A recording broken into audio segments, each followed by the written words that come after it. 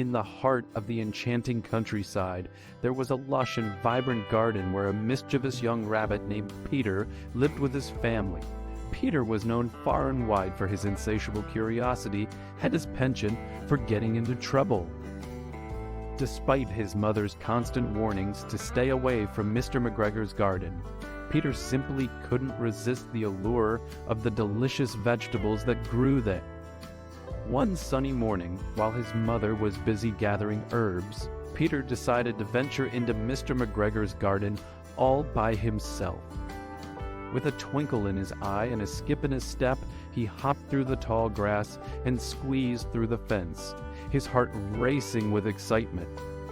As soon as he entered the garden, Peter's nose twitched with delight at the sight of the juicy carrots and plump radishes that lay before him. Without a second thought, he began to nibble on the nearest leafy green, relishing the fresh, crisp taste.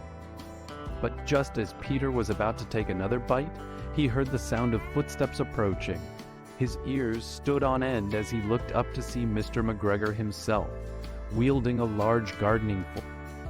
"Stop, thief!" Mr. McGregor bellowed, his face turning red with anger. "Get out of my garden this instant!" Panicked, Peter dashed through the rows of vegetables, his heart pounding in his chest.